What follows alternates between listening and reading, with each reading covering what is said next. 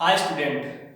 आज का हमारा टॉपिक जो रहेगा वो टॉपिक है फरवरी और 28 और 29 की क्यों होती है। सेकंड, कैसे जानेंगे कि फरवरी हमारी 28 की है या 29 की है। सभी स्टूडेंट ध्यान से समझें, जिसको पता है अच्छी बात है, नहीं पता है उनको आज एकदम क्लियर हो जाएगा। ठीक है, आप जानते हैं कि जो नॉर्मल ईयर होता है, साधारण वर्ष होता है, वो कितने दिन का होता है? 365 दिन का। ठीक है, और जो लीप ईयर रहता है वो लीप ईयर 366 दिन का। अच्छा, साधारण वर्ष में जो फरवरी हमारी होती है वो आप सब जानते हैं कि 28 की पड़ती है, और जो हमारा लीप ईयर होता है उसमें फरवरी हमारी कितनी पड़ती है? 29 दिन की। ठीक है, तो कैसे जानेंगे कि 28 की फरवरी है और 29 की, वो चीज भी क्लियर होगी।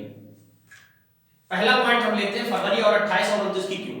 हमने अभी आपको बताया कि फरवरी जो साधारण वर्ष होता है उसमें फरवरी 28 दिन की पड़ती है, लेकिन 28 दिन की पड़ती है, 28 दिन के बाद में थोड़ा सा समय और होता है जो हम कैलेंडर में नहीं दिखा सकते। वो थोड़ा सा समय कितना होता है?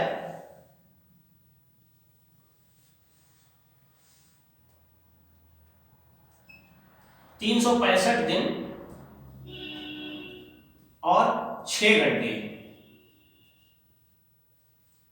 और ये 6 घंटे लगातार जब 3 सालों तक चलता है तो टोटल घंटे हो जाते हैं 18 घंटे। और जब चौथी साल आती है उसके 6 घंटे मिला के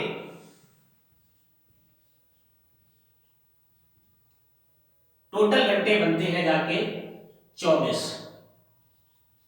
24 घंटे या बराबर एक दिन।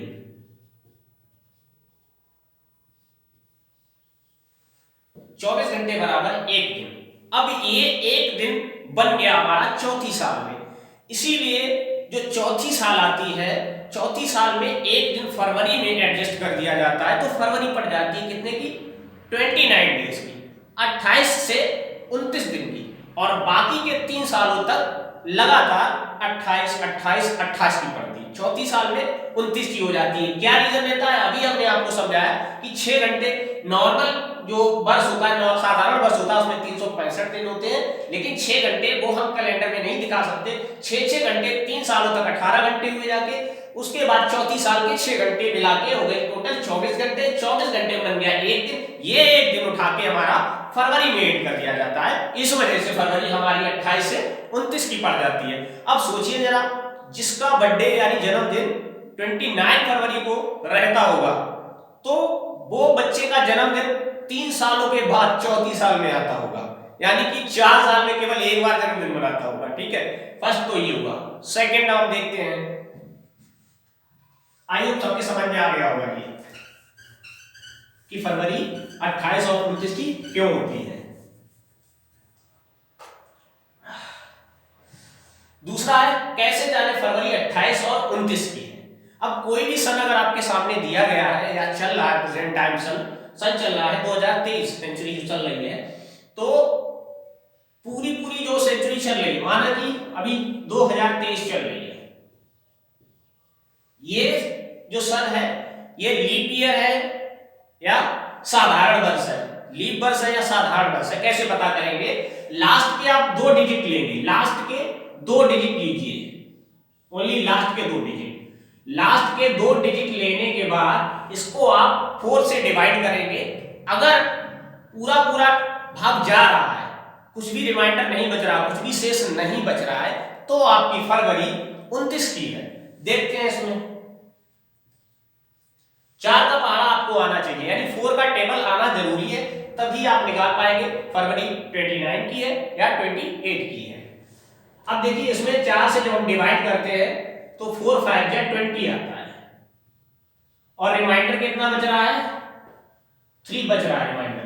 अब चूंकि रिमाइंडर अगर कुछ बच जाए तो आप फिर इसमें फरवरी आपकी जो रहेगी वो 28 डेज की रहेगी, और रिमाइंडर अगर ना बचे तो फरवरी आपकी कितने की रहेगी?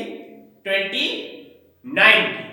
आया समझ में? एग्जांपल ले लेते हैं, सेकंड एग्जांपल है, माना कि नेक्स्ट आने वाला जो सन है 2024, इसके लास्ट के 2 डिजिट लेते हैं हम, लास्ट के 2 डिजिट लिए जब और डिवाइड किया 4 से, तो 4 से जा 24, यानी पूरा पूरा डिवाइड हो गया इसमें।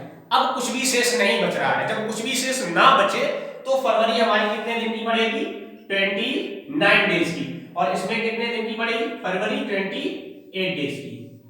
आई होप दोनों चीजें क्लियर हो गई होंगी अच्छी तरीके से। अगर फिर भी आपको कोई डाउट है तो कमेंट सेक्शन में लिखना ना भूलिएगा। चैनल को लाइक करिए, सब्सक्राइब करिए।